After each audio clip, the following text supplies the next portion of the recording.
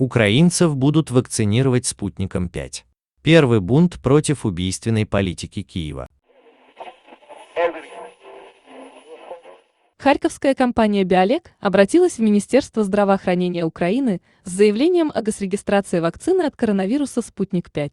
Об этом сообщил глава Политсовета украинской парламентской фракции «Оппозиционная платформа за жизнь» Виктор Медведчук.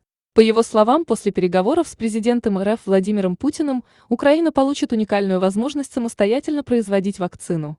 Как отметил Медведчук, харьковская компания «Биолек» является одним из лидеров фармацевтической промышленности Украины, поэтому у компании хватит мощность для производства вакцины от COVID-19.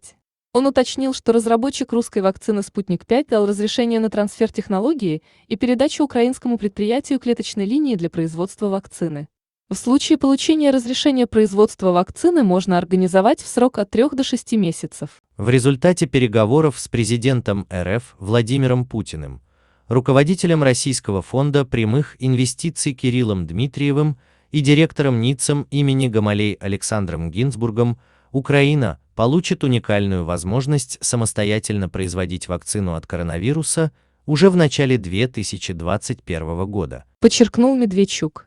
Он добавил, что таким образом страна приобретет независимость в вопросе противодействия пандемии COVID-19. Отказ власти или любое препятствование правовой процедуре регистрации вакцины от COVID-19 «Спутник-5» на Украине будет свидетельствовать о преступном намерении власти лишить украинских граждан права на получение медицинской защиты от коронавируса, этой чумы 21 века. Уверен политик. Ранее депутат Верховной Рады Вадим Рабинович назвал отказ от российской вакцины от коронавируса и туманную перспективу получения препарата на Западе спланированной операцией по уничтожению украинского народа.